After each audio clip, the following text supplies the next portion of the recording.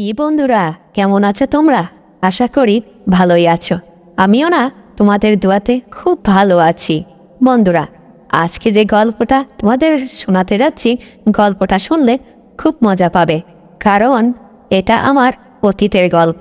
গল্পটা এত ভালো যা শুনলে মন প্রাণ জুড়িয়ে যাবে।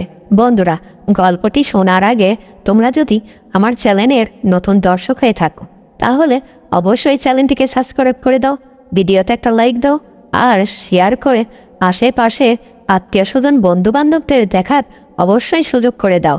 বন্ধুরা, তাহলে চলে যাই আমার মূল গল্পতে। বন্ধুরা, সুন্দর একটা গ্রামে আমরা যখন বসবাস করতাম, আমার বয়স ছিল তখন মাত্র 5 বছর। বাবা হঠাৎ করে একটা চাকরি পেল শহরে, বড় এক শহরে। কিন্তু আমাদের বাধ্য হলো গ্রাম ছেড়ে যেতে, কারণ বাবা ওই শহরে থেকেই এই চাকরিটা করবে। তাই আমাদের ছোটোবেলার থেকেই চলে গেলাম ওই একটা শহরে। শহরে যেই অনেক বড় একটা বাসা নিলাম। বাবা ওখানেই বাসাতে আস্তে আস্তে সরকারি চাকরি করতো, তো সব কিছু যেন কত সুন্দর। শহরের পরিবেশ তো অনেক ভালো, কিন্তু গ্রাম থেকে এসেও যেন মনটা টেকছিল না। আমি শহরেই আস্তে আস্তে লেখাপড়া করতে লাগলাম আর বড় হতে থাকলাম।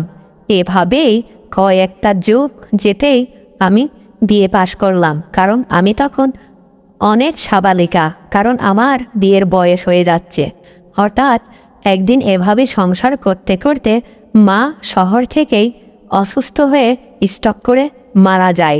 তারপরে বন্ধুরা, বাবা তখন বলল, আচ্ছা মা, তোর তো এখানে আর কেউ নেই, আমারও চাকরিটা যেন শেষের দিকে, এই অবস্থায় যদি চলে যায় তাহলে কেমন হবে? আর 2-1 মাস অপেক্ষা কর, আমার চাকরিটা রিটায়ার্ড হয়ে গেলে তারপরে আমরা আবার গ্রামের বাড়ি চলে যাব।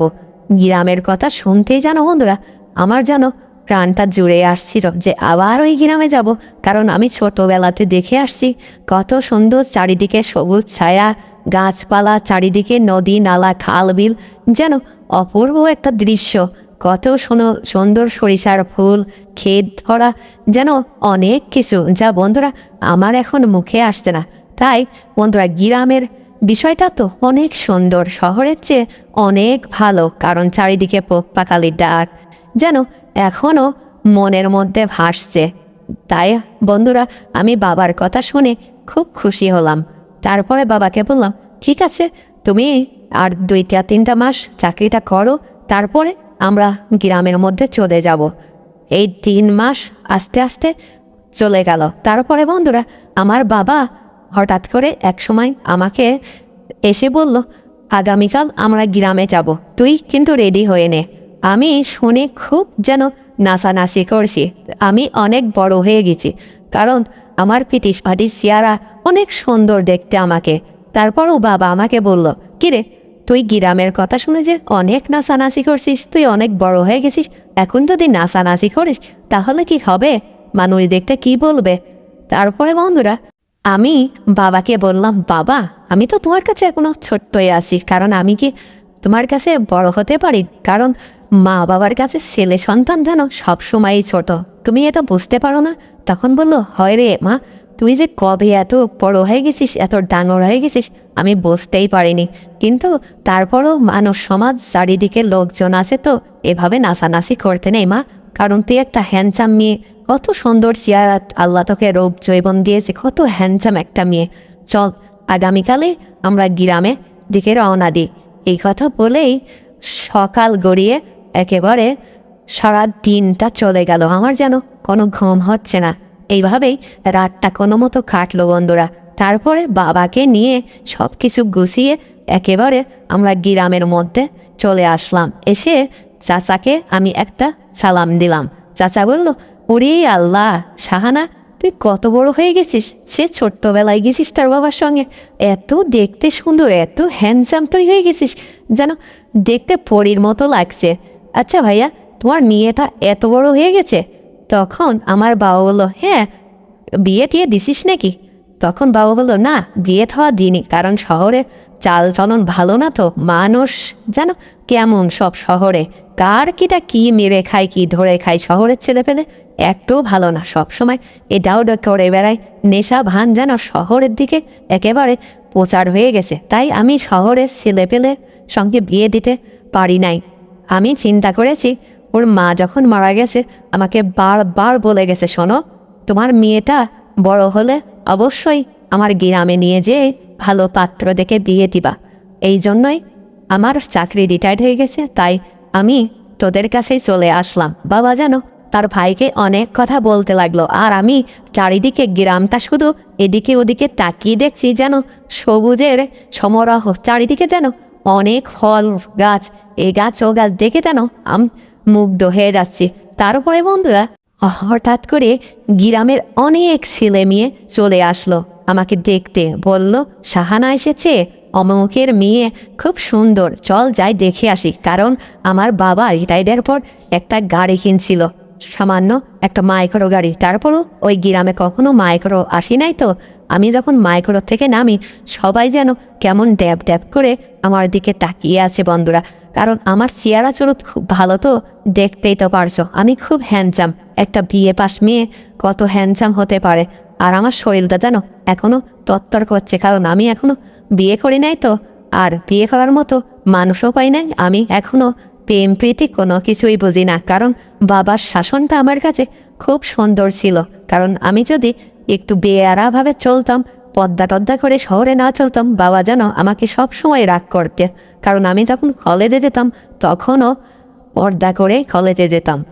এভাবে আমরা গ্রামে এসে আরামে সংসার করতে লাগলাম, বাবার সংসার আর আমার সংসার। আমার বাড়িটা যেন একেবারে অনেক বছর পর আসছি, ধুলায় আর মাটিতে একেবারে ভরপুর হয়ে আছে। তখন পাশের বাড়ির এক চাচি, গরিব চাচি এসে আমাদের বাসাটা খুব সুন্দর করে ঝেড়ে ছেড়ে দিয়ে চলে গেল। তারপরও চাচা এসে বলল, আচ্ছা তোমরা যে এখানে থাকবে অনেক দিন পড়ে আছে, কত বছর পড়ে আছে, কয়েক যুগ পড়ে আছে, এখানে নোংরা নোংরি সব কিছু যেন কেমন এলোছেলো হয়ে আছে, ঠিক আছে তোমরা আপাতত আমার বাসায় থাকো, এখানে থাকার দরকার নেই। কারণ যতই ঝাড় মোছা করুক, কারণ অনেক দিন পড়ে আছে, কোথায় না কোথায় কি লুকিয়ে থাকে। এখন তো চারিদিকে সাপ পোকা এসব পিচ্ছি টিচ্ছি ভরা। এই কথা শুনে যেন আমার কেমন মনটা খারাপ হয়ে গেল। আমি তখন চাচাকে বললাম, আচ্ছা চাচা তোমার ওখানে কয়টা রুম আছে? বলতে, সমস্যা নেই, তুই আমার ভাইয়ের মেয়ে, তুই থাকবি আর তোর বাবা থাকবে, তাতে আমার তো কোনো সমস্যা হবে না, কারণ আমার অনেকগুলো রুম আছে। কারণ তোর চাচি মারা গেছে অনেক আগেই, এখন আমার দুইটা ছেলে ছিল, তাও বিয়ে দিছি, এখন তারা বউ নিয়ে শহরেই থাকে, আমি বাসাতে একাই থাকি। কারণ তুই যদি আমার বাসায় থাকিস, তোর বাপ আর আমি, আমরা দুই ভাই মিলে খুব আনন্দ ফুর্তি করতে পারবো, আর তুই আমাদের রান্না বান্না করবি, দেখাশোনা করবি। কারণ তুই যদি রান্না করে দিস, মেয়ে মানুষ খুব ভালো হবে। কারণ আমি তো হোটেলে খাই, আগার গরমে সবসময় হোটেলে খাই। দুইটা ছেলে বলছে, তুমি কখনো রান্না বান্না করে খাবে না, সব সময় জানো টাকা পাঠাই, আর আমি হোটেলেই খাই। তারপরে বন্ধুরা অনেক কথা আমার চাচা আমাকে বলতে লাগলো। অবশেষে আমি চাচাকে বললাম, ঠিক আছে চলো তোমার এই ওখানেই যাই, ওখানে যেয়ে আমরা কয়েকটা দিন থাকি। বন্ধুরা বাবাকে রাজি করে চাচার বাসায় আমরা থাকতে লাগলাম। এভাবেই শহর থেকে এসে নিজের বাড়িতে না থেকে চাচার বাড়ি কয়েক বছর থাকতে থাকতে হঠাৎ বাবা অসুস্থ হয়ে পড়ল। একেবারে এমন অসুস্থ বন্ধুরা, যেন একেবারে বিছানাগত হয়ে গেছে, আর উঠতেই পারছে না। তখন আমার চাচা বলল, তোর বাবা মনে হয় আর বাঁচবে না রে, কারণ ওনার বয়স হয়ে গেছে, তো আর তোরও তো বিয়ে থাওয়া দিতে হবে, কারণ তুই অনেক সাবালিকা হয়েছিস, আর তোর নাবালিকা নেই। কারণ তোর বিয়েটা যদি তোর বাবা দেখে যেতে পারতো সবচেয়ে ভালো হতো, কারণ তুই অনেক বড়, এত সুন্দর রূপ জীবন চেহারা, কিন্তু তোকে যে আমরা বাইরে বের হতে দিই না, কারণ কোনো ছেলে তো তোকে দেখি নাই গ্রামের যে চয়েস করবে, কেউ যদি দেখে ফেলে সাথে সাথে চয়েস করবে। এখন তোর বাবা যদি তোর বিয়েটা না দেখে যেতে পারে, তাহলে কি করবো না বল তো মা? তখন আমি বললাম, কাকা তোমার কোনো টেনশন করার দরকার নেই, যা করার সবই আল্লাহ করবে, যার সঙ্গে লেখা আছে তার সঙ্গেই আমার বিয়ে হবে। কারণ এটা ভবিষ্যতের উপরেই তুমি ছেড়ে দাও, কারণ আমার ভবিষ্যৎ আমিও করে নিতে পারবো, সমস্যা নেই। যাই হোক, বাবা বিছানায় পড়ে আছে, আপাতত তুমি ডাক্তার দেখা একটু ব্যবস্থা করো না। টাকার তো আর অভাব নেই, বাবার রিটায়ারের অনেক টাকা আছে, তুমি ওখান থেকে নিয়ে নে ডাক্তার, বড় বড় ডাক্তার বাবাকে দেখাও। না হলে তো বাবা যদি দুনিয়া ছেড়ে চলে যায়, ওইদিকে মাও চলে গেছে, আমি কার কাছে থাকবো, কি করব। তখন আমার চাচা আমার মাথায় হাত দিয়ে বলল, না রে মা, টেনশন করিস না, আমি চাচা হলো, আমি তো তোর বাবার মতোই, কারণ আমি থাকতে তুই এত টেনশন করিস না। আর মানুষ হয়ে যখন জন্ম নিয়েছে, দুনিয়া ছেড়ে আজ হোক কাল হোক তোকে আমাকে যেতেই যে হবে। চাচা যেন আমাকে অনেক কথা বোঝাতে লাগলো। তারপরে বন্ধুরা, এভাবেই কয়েকটা দিন কেটে গেল। বাবা যেন আর সুস্থই হচ্ছে না, একেবারে বিছানায় পায়খানা প্রসাব যেন করে ফেলতে লাগলো। বাবার যেন কোনো হোশ জ্ঞানই আসছে না। এমন তো অবস্থায় ঠিক দুপুরবেলা বাবার জানটা বের হয়ে গেল, বাবা দুনিয়া থেকে বিদায় নিল। আমার যে কি চিন্তা, কি কান্নাকাটি। চাচা আমাকে বলল, দেখ মা, এত কান্নাকাটি করে কোনো লাভ নেই, এ পৃথিবী ছেড়ে সবাইকেই যেতে হবে। তোর বাবা তো দুনিয়া ছেড়ে চলে গেছে, তুই এখন তার জন্য দোয়া কর, কারণ ছেলে মেয়েদের দোয়া বাবাদের কাজে লাগে। অনেক ভালো ভালো কথা বলতে লাগলো আমার চাচা, আর আমাকে বোঝাতে লাগলো। অবশেষে বাবার দাফন কাফন শেষ করে এসে আমি আর আমার চাচা বারান্দাতে বসে একেবারে খুব চিন্তা ভাবনা করছি। আল্লাহ, আমার তো মাও নেই, বাবাও নেই, এখন এই বাড়িতে চাচি নেই, আমি চাচার কাছে একা একা থাকবো কি করে? কারণ চাচা তো এখনো ইয়াং, সেই সময় চাচি মারা গেছে, দুইটা ছেলে রেখে সেই দুইটা ছেলেও এখন বাড়ি নেই, বউগুলা বাড়ি নেই, আমি চাচার সঙ্গে কি করে থাকবো? কারণ নানান মানুষ নানান কথা বলতে পারে, আমারও এখনো বিয়ে হয় নাই, আমার জবনটা একটু অষ্টসে, অনেক কথা নিজেই মনে মনে ভাবতে লাগলাম।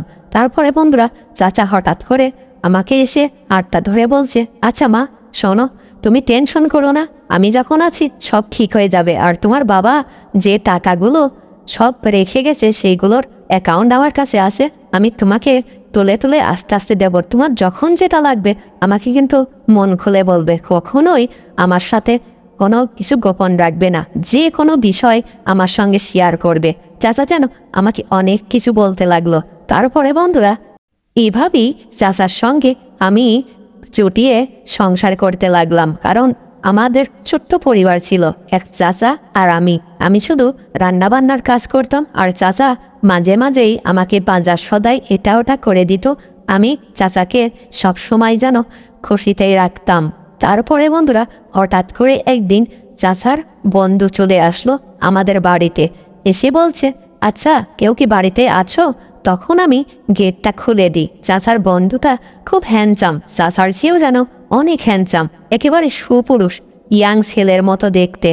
আমি বললাম, আপনি কে? তখন চাচার বন্ধু আমাকে বলল, আচ্ছা তুমি কে, তোমার পরিচয় দাও, কারণ তোমার চাচার তো কোনো মেয়ে নেই, দুইটা ছেলে, তুমি এখানে কি করছো? এত একটা বয়স্ক মেয়ে, তুমি এই বাড়িতে একা একা, তোমার সেই চাচা কই? আমি তখন বললাম, চাচা তো একটু বাইরে গেছে, আপনি বসুন, কে আপনি, পরিচয় তো দিবেন। তখন বলল, আমি অমোক গ্রামের তোমার চাচার বন্ধু, আজ 5-6 বছর পরে তোমার চাচার বাড়িতে বেড়াতে আসছি, কারণ আমার একটু ঐতিক সমস্যা হয়েছে, তো তাই কয়েকটা বছর তোমার চাচার সঙ্গে থাকবো, কারণ আমার ওইদিকে একটু পুলিশের কেস খেয়েছি, তাই এখানে এসেই কয়েকটা বছর আমাকে কাটাতে হবে, কারণ যখন ওই কেসটা উড্র হয়ে যাবে তখন আমি আবার আমার বাড়িতে ফিরে যাব। চাচার বন্ধু যেন ভয় পেয়ে গ্রাম থেকে আমাদের বাড়ি আসছে। এখন আমি দুইটা মানুষের সঙ্গে কিভাবে সারা জীবন এভাবে থাকতে পারবো? কারণ আমার তো বিয়ে হওয়ারও কোনো চাচা চিন্তা ভাবনা করছে না, আমি অনেক বড় হয়ে গেছি, এদিকে ছেলে পেলে দেখবে, আমার একটা বিয়ে খাওয়া দেবে, তাহলে আমি একটু বিপদমুক্ত হই। কারণ এরকম দুইটা পুরুষের সঙ্গে আমাকে সারা জীবন থাকতে হলে অনেক চিন্তা ভাবনা করে থাকতে হবে। আমি যেন মনে তনে অনেক কিছু ভাবছি বন্ধুরা। তারপরে চাচার বন্ধু হঠাৎ করে আমাকে বলে ফেললো, এই মেয়ে, তোমাদের এই বাথরুমটা কোথায়? আমি তখন বললাম, আঙ্কেল বাথরুমটা তো ওইদিকে আছে, একটু পিছন সাইডে, কারণ ওই ছোট গেটটা খুললে বাথরুম, আমাদের বাড়ির বাথরুমটা একটু বাইরে দেওয়া হয়েছে যাতে গন্ধ টন্ধ না আসে, তাই ওই গেটটা খোলেন, দেখেন ভিতরেই সব কিছুর ব্যবস্থা আছে। এই কথা বলে লোকটি বাথরুমের মধ্যে চলে গেল।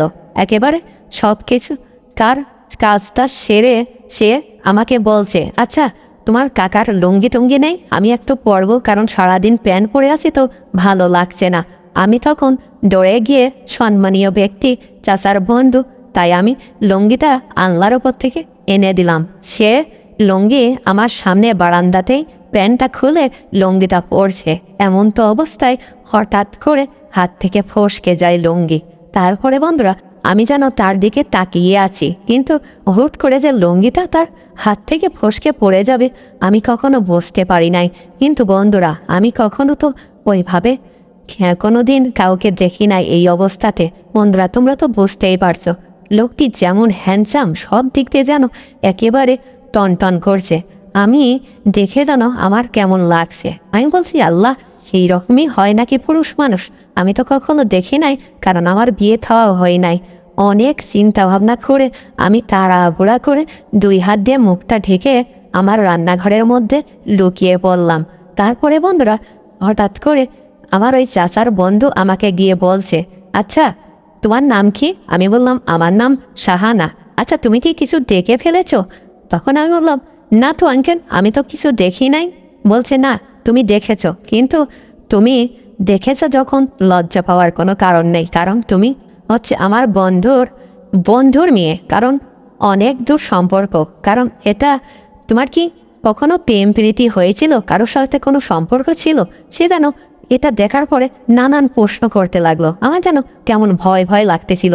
এইদিকে বাড়িতে চাচা নেই, আবার তিনি একা একা এসে চাচার বন্ধু পরিচয় দিয়ে সব কিছু যেন একেবারে আমার ভিতরে ভয়টা লাগছিল। তারপরে বন্ধুরা আমি অবশেষে তাকে বললাম, আপনি এখন জানতো আমি রান্না বান্না সেরে নিই, আর আপনি একটু পরেই আপনাকে খেতে দেব, আপনি খেয়ে তারপরে একটু রাস্তার দিকে যান। চাচার বন্ধু আমার কথা শুনে ঘরের মধ্যে চলে গেল, আর কোনো প্রশ্ন করলো না। তারপরে বন্ধুরা চাচা যেন আর বাড়িতেই আসছে না। শেষ দুপুরে বের হয়েছে, আর বাড়িতেই আসছে না। আমি চাচার অপেক্ষায় আছি যে কখন আসবে আল্লাহ।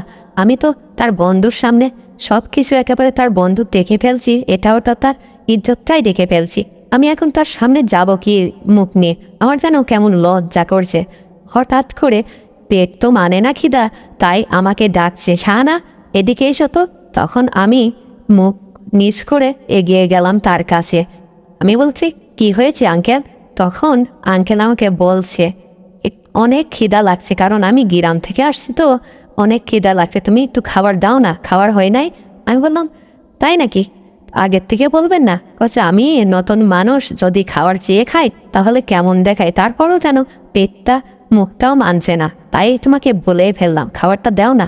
তখন আমি তাড়াহুড়া করে পাটি পেরে তাকে বললাম, আপনি বসেন, আমি খাবারগুলো নিয়ে আসছি। এইভাবেই পাটি পেরে তাকে আস্তে আস্তে তার সামনে সব কিছু আমি পরিবেশন করছি।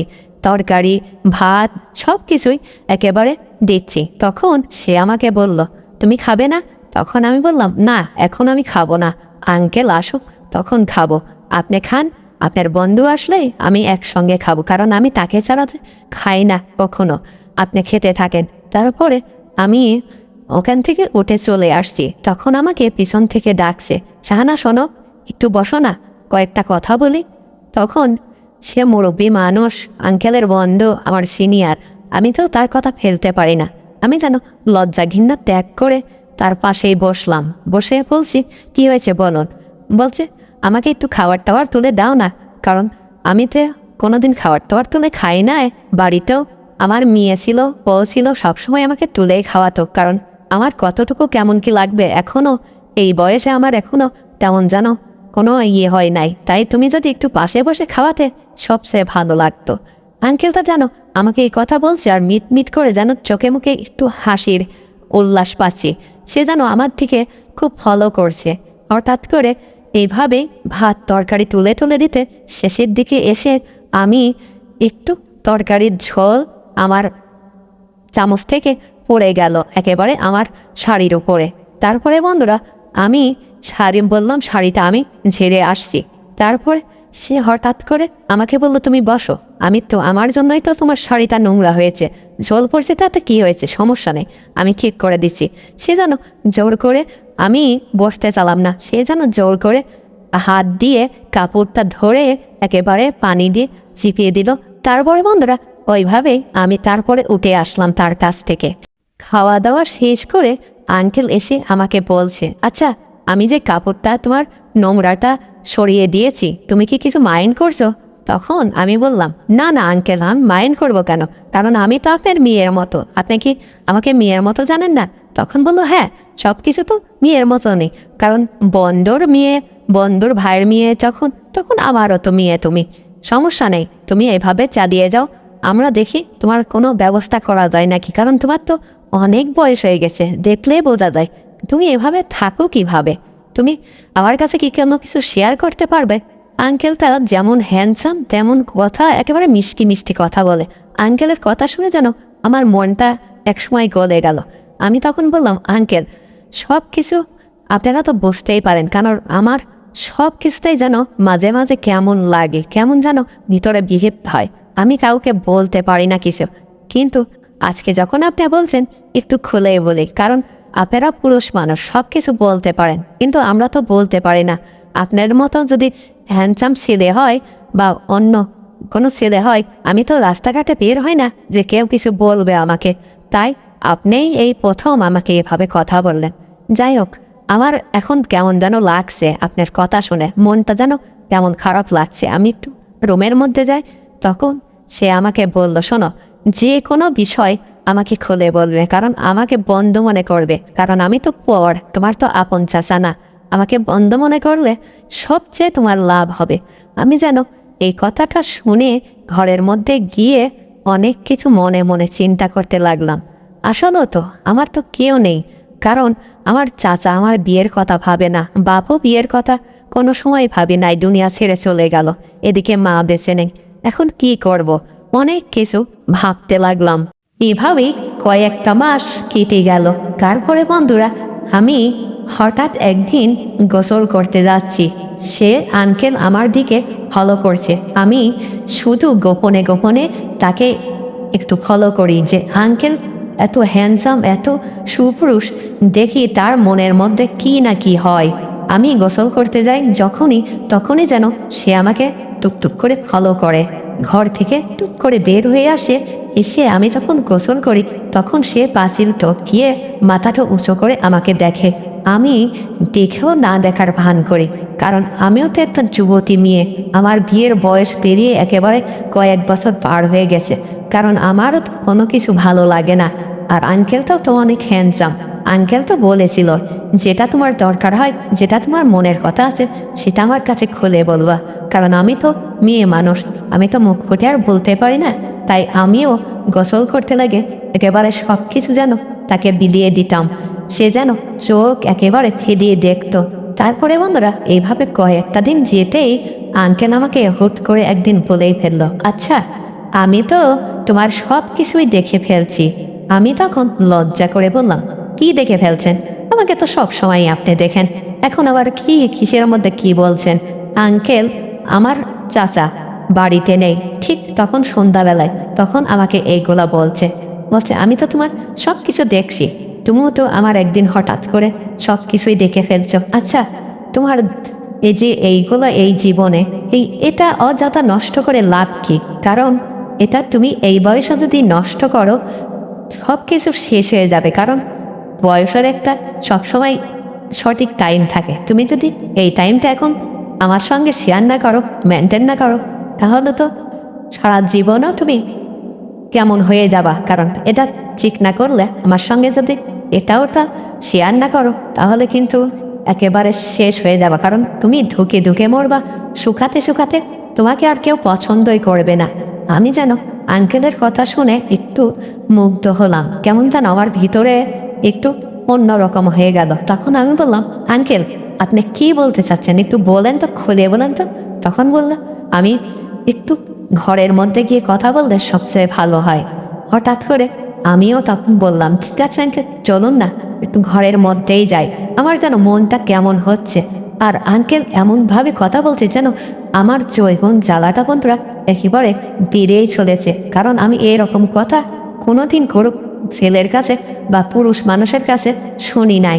তারপরে বন্ধুরা এমন তো অবস্থায় আমরা দুজনাই ঘরের মধ্যে চলে গেলাম। আর এদিকে আমার চাচা বাড়িতে নেই, শহরে গেছে, অনেক রাত হবে আসতে। তারপরে আঙ্কেল আর আমি অনেক কথা খাটের উপরে বসে শেয়ার করছি। অবশেষে আঙ্কেল আমাকে বলল, আচ্ছা আমি এত সুন্দর সুন্দর কথা বলছি, ভালো ভালো কথা বলছি, কারণ এ কথা তুমি একটা শিক্ষিত মেয়ে, যদি অল্পতেই না বোঝো তাহলে আমার আর কিছু করার নেই, আমি বের হয়ে চলে যাই, তারপরে নাই কালকে সিদ্ধান্ত নিই। তখন আমি নিজেই জানো জৈবনের জ্বালাটা আর ঠেকাতে পারছি না। আঙ্কেল তখন আমাকে বলছে, আচ্ছা তুমি হাতটা পেরে ধরছো কেন? তখন আমি আঙ্কেলকে বলছি, আমার কেমন যেন লাগছে আঙ্কেল, আপনার কথা শুনে যেন কোনো কিছুই ভালো লাগছে না।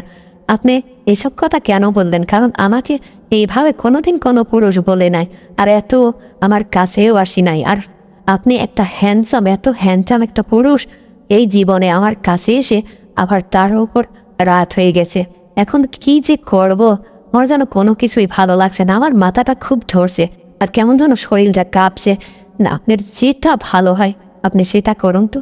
এই কথা বলতেই সে যেন একেবারে নাছোড় বান্দার মতো, বন্ধুরা বুঝতেই তো পারছো, একেবারে আমার জীবনটা যেন শান্তিতে ভরে গেল। জানো, আমি দুনিয়ায় এই প্রথম আমার লাইফে সুখ পেলাম।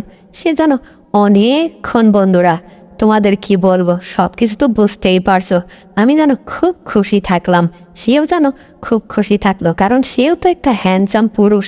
সে আঙ্কেলের বয়সও হলো, তার ওই জিনিসটা না খুব একেবারে যেন এত মজা, যা এত শান্তি পৃথিবীতে কোনো মানুষ যে এত শান্তিতে থাকে বিয়ের পরে আমি কখনো বুঝতে পারি নাই। আমার যেন অনেক দিন পরে এই যে বিষয়টা ভালো লাগতেছিল, কারণ কেমন যেন সবসময় শরীরের মধ্যে ম্যাচ ম্যাচ করতো। আমি তখন বললাম আঙ্কেলকে, ঠিক আছে সমস্যা নেই, আজকের মতো এই পর্যন্তই থাক, কারণ কখন আবার চাচা চলে আসে, চাচা আসলে কিন্তু ধরে ফেল অনেক সমস্যা হবে, কারণ এটা তো গ্রামের অবস্থা।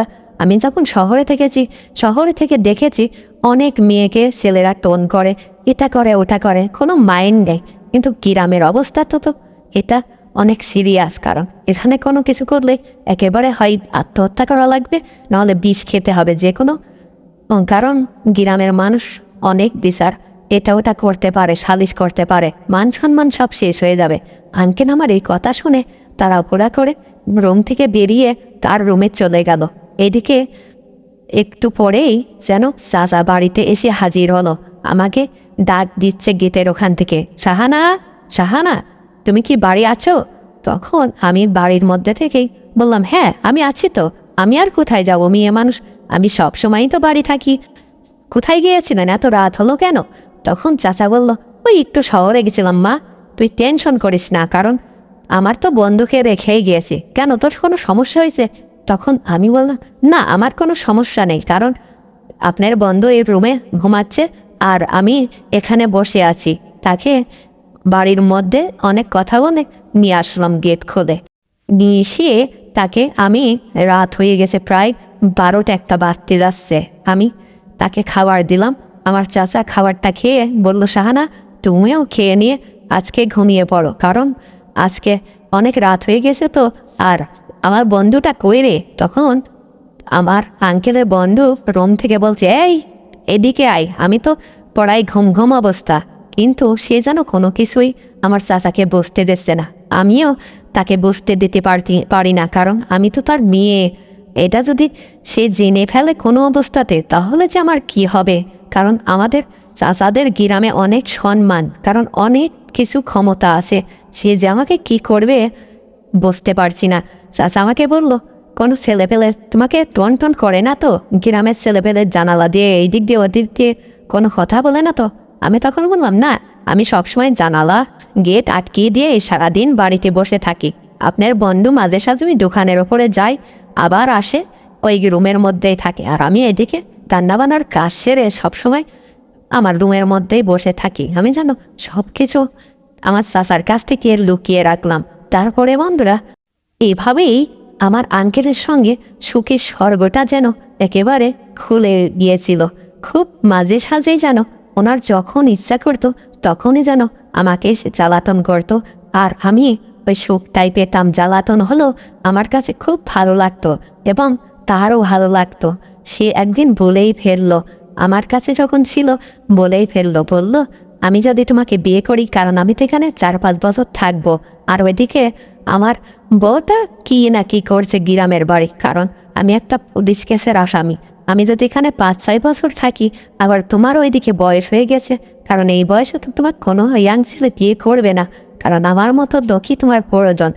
আমিও তাকে বললাম, হ্যাঁ আপনি যদি আমাকে বিয়ে করেন সবচেয়ে ভালো হয়, কারণ আপনার ভিতরের যে শান্তিটা আমি পেয়েছি কোনো ছেলের কাছ থেকে পাবো কি না আমার সন্দেহ আছে। তাই যেভাবেই হোক আমাকে এখান থেকে একটু নিয়ে যেয়ে যদি বিয়ে করে অন্য কোথাও রাখতেন, তবুও আমি শান্তিতে থাকতাম, হয় গাছতলায় না হলে বাসতলায়, যে কোনো এক জায়গায় রাখলেই হলো। 2 মুঠো ভাত আর আপনার ভালোবাসাটা, কারণ আপনি যে ভালোবাসাটা দেন কোনো দিনও যেন ভোলার মতো না, কারণ এত ভালোবাসা আমার জীবনে আমি পাবো কখনো কল্পনাই করতে পারিনি, কারণ আমার তো বিয়ের বয়স পার হয়ে গেছে। জৈবনটা যেন একেবারে কেমন ছেঁচে হয়ে গেছে, নিজেকেই কেমন যেন মাঝে মাঝে ঘৃণা হয় দেখতে, কারণ জৈবনের জ্বালাটা যেন একেবারে আমাকে উতাল পাতাল করে ফেলেছে। তারপরে বন্ধুরা অনেক কথা তাকে বলতে লাগলাম। সে হঠাৎ করে আমাকে বলল, ঠিক আছে তুমি এইভাবেই থাকতে থাকো, আমিও থাকি তোমার বাসাতে, তারপরে তোমার চাচা যেন কখনো কোনোভাবে জানতে না পারে, কারণ আমরা এইভাবেই মিলামিশ করতে থাকবো, কেউ যেন বুঝতে না পারে। আমি বললাম ঠিক আছে, গায়ে বাছুরের মিল থাকে, আদার রাতেও দুধ দেয়, কি দেখবে, কারণ চাচা যখন থাকে না তখনই তো আমরা এই সম্পর্কটাই গড়ে উঠি। বন্ধুরা অনেক কথা বলতে বলতে হঠাৎ এক সময় চাচা বাড়িতে আসলো, তখন আমাদের দেখলো যে আমি আর তার বন্ধু বারান্দায় বসে গল্প করছি। চাচা বলল, আচ্ছা তোদের কি গল্প হয়েছে, এখন দুপুর হয়ে গেছে, খাবার টাবার দে তো। আমি তাড়াহুড়া করে আমার সেই চাচার বন্ধুকে আর চাচাকে খাবার দিলাম। যেন আমি হাঁপসিয়ে উঠছি, একেবারেই যেন কেমন হয়ে গেছি, যেন কোনো কিছুই ভালো লাগে না। এত রান্না বান্না এসব কাজকর্ম যেন কোনো কিছুই আমার মন থেকে না, যেন আমি ওই আঙ্কেলের সঙ্গে এটা ওটা করার পরে সব সময় যেন আমার যৌবন জ্বালাটা দিন দিন বাড়তেই আছে। আমি যেন কোনো কিছুর একেবারেই ভালো লাগে না পৃথিবীর বুকে, যেন ওটাই আমার মনে হচ্ছে সবচেয়ে শান্তি, খায় আর না খাই যেন ওটাই সবচেয়ে শান্তি লাগছিল। কিন্তু এমন তো অবস্থায় তাদের খাওয়ার টাওয়ার শেষ হয়ে আমি বললাম, আপনারা কি কোথাও যাবেন? তখন বলল না, আমি চাচা তখন বলল আমি যাব, তো আমার বন্ধু বাসাতেই থাকবে। এই সুযোগে চাচা খেয়ে দিয়ে প্যান্ট শার্ট পরে বাইরে চলে গেল, বলল, মা শাহানা আমার আসতে রাত হবে, তুই একটু এদিকে দেখাশোনা করে নিস, আর আমার বন্ধু তো বাসায় থাকছে, সমস্যা নেই, কোনো ছেলে কোনো কিছু বলতে পারবে না তোকে, তুই এইভাবে গেট আটকে দিয়ে বসে থাকিস। যেন আমাদের একেবারে আবার সব কিছু ছেড়ে ছুড়ে দিয়ে চাচা চলে গেল শহরে। এদিকে আমরা যেন একেবারে খুব ভালোবাসার জন্য একেবারে ছটপট করছি যে কখন আমরা আবার একসঙ্গে থাকতে পারবো, বসতে পারবো, অনেক গল্প করতে পারবো। বন্ধুরা অবশেষে সে আমাকে আবার যেন বাড়িতে একা পেয়ে অনেকক্ষণ জ্বালাতন করতে লাগলো, এমন জ্বালাতন করতে লাগলো আমার গাওটা যেন ঘেমে চারিদিক দিয়ে একেবারে, এদিকে কারেন্ট নেই। বন্ধুরা তোমাদের কি বলবো, আমার যেন বলতে কেমন লাগছে, তোমরা তো বুঝতেই পারছো। এভাবেই কথাই আছে না যে একদিন না একদিন ধরা খেতেই হবে। হঠাৎ করে চাচা রাস্তার উপর নাই যেতে আমরা সেই সময় সব কিছু করেছি, বাড়িতে চলে আসে, কিন্তু ছোট একটা পকেট গেট ছিল, সে ওই গেট খোলা না পেয়ে আমাদের উপর ডাকও দিয়েছে, কিন্তু অথচ শুনতে পাই নাই। ওই পকেট গেট দিয়ে চলে এসে দেখে হট করে আমরা এই কাজটা করছি তার বন্ধুর সঙ্গে। কিন্তু চাচা তো আর মানুষ নেই, চাচা বলল, ও এই জন্য তুই কোথাও যাস না। তার বন্ধুকে অনেক রাগবাগ করতে লাগলো, আমি এত ডাকি চল শহরে যাই একটু বেড়াতে, এখানে যাই ওখানে যাই, তুই কেন যাস না, আজকে বুঝতে পারলাম এই তোর ভালো রূপ, তাই তো, সমস্যা নেই, ঠিক আছে এইভাবেই থাক, আমি গ্রামের মানুষ ডেকে তারপরে তোদের ব্যবস্থা করছি। চাচা জানো আমি অনেক হাত পায়ে ধরলাম, চাচা প্লিজ আমাদের মাফ করে দেন, কারণ আমার তো বিয়ের বয়স শেষ হয়ে গেছে আর আমার যেন কোনো কিছুই সহ্য হয় না, তাই আপনার বন্ধুর সঙ্গে আমি তাতে লিপ্ত হয়েছি। প্লিজ চাচা, আজকের মতো মাফ করে দাও না। চাচাকে অনেক হাত পায়ে ধরলাম, কান্নাকাটি করলাম। চাচা যেন নাসর বান্দা, কোনো কিছুতেই মারল না। হঠাৎ করে সবাই গ্রামের লোকজন ডেকে নিয়ে এসে বিশাল এক বিচারে বসলো। তারপরে বন্ধুরা বিচারে অনেক কথা বলতে লাগলো, একজন আর এক রকম কথা, সে নানান কথা যা বন্ধুরা তোমাদের বলে শেষ করতে পারবো না। কিন্তু বিচারের রায়টা হলো তাদের দুইজনেরই জুতোর মালা দিয়ে এই গ্রামটা ঘুরিয়ে এই গ্রাম থেকে তেড়ে দেব। তাছাড়া কোনো উপায় নেই, কারণ তাদেরকে আমরা কোনো বড় শাস্তি দিতে পারি না। কারণ গলার জুতামালা নিয়ে এই গ্রামটা ঘোরা মানে বন্ধুরা অনেক সম্মানহানি। সে কোনো কিছুতেই মানল না। তারা আমার দুইজনকে জুতা চ্যান্ডেলের মালা দিয়ে এই গ্রামটা ঘুরিয়ে তারপরে বলল, আজ থেকে যেন তোদের এই গ্রামে না দেখি, কারণ তোরা যদি এই গ্রামে থাকিস এই সমাজটা, এই পরিবেশটা একেবারে নষ্ট হয়ে যাবে। তোরা এই গ্রাম থেকে আজকে এই মুহূর্তে কোথায় যে চলে যাবি যেন তোদের কোনো কিছু খোঁজ না পায়। কেউ যদি আমার এলাকার দেখে যে আশেপাশে কোথাও রয়েছিস বাড়ি ভাড়া করে বা কোনো এই আশেপাশের শহরে, তাহলে কিন্তু আবার ধরে নিয়ে এসে একেবারে অনেক সমস্যা করব। কারণ তখন পুলিশে দেব বা একটা কেস করব যে এই দুইটা মানুষ সবসময় গ্রামের মধ্যে এটা ওটাই ঠুকিঠাকি করত। তখন বন্ধুরা আমরা দুইজন খুব ভয় পেয়ে গেলাম, যেন আমরা সেই এলাকা থেকে একেবারে অনেক দূর চলে গেলাম, যেখানে কোনো আমার দেশের মানুষের সঙ্গে দেখা নেই, কোনো কথা হয় না, কোনো দিনও যেন এই শহরে আসার পর আর খোঁজ খবর মেলে না। এইভাবেই আমি আমার চাচার বন্ধুর সঙ্গে একভাবে সংসার করতে লাগলাম। তাই বন্ধুরা তোমার কাছে আমার একটাই রিকোয়েস্ট, তোমরা অনেক বয়স্ক হয়ে বিয়ে করতে যেও না, কারণ অনেক বয়স্ক হয়ে গেলে কোনো ছেলেই পছন্দ করে না। যেটা আমার সঙ্গে আজকে ঘটলো, তোমরা তো গল্পটি শুনতেই পেলে। কারণ এরকম অনেক মেয়ে আছে যে অনেক বয়স হয়ে যায়, তারপরেও বাবা মা যেন মেয়ের খোঁজ খবর নেয় না। অথচ একটা মেয়ের যখন জৈবন জ্বালাটা ওঠে, সে মেয়েটাই বুঝতে পারে যে আমার জীবনের মধ্যে, আমার শরীরের মধ্যে কি একটা ভয়ঙ্কর রূপ হয়ে যায়। তাই বন্ধুরা আমি এইভাবে চাচার সঙ্গে ঘর সংসার করতে লাগলাম। তোমরা কিন্তু কখনো ভুল করো না। দেখ বন্ধুরা, আমার গল্পটি যদি তোমাদের একান্তই ভালো লেগে থাকে তাহলে অবশ্যই চ্যানেলটিকে সাবস্ক্রাইব করে দাও, ভিডিওতে একটা লাইক দাও, আর শেয়ার করে আশেপাশে বন্ধুদের দেখার সুযোগ করে দাও। আগামীকাল আরও সুন্দর সুন্দর গল্প নিয়ে তোমাদের সামনে হাজির হব। সুখে থেকো, ভালো থেকো, পরিবারকে নিয়ে অবশ্যই ভালো থেকো, আর মা বাবার সবসময় কথা খেয়াল রাখবে, কারণ মা বাবাই পৃথিবীর বুকে সবচেয়ে আপন মানুষ। তাই বন্ধুরা আজকের মতো আমি এখানেই বিদায় নিচ্ছি। আল্লাহ হাফেজ।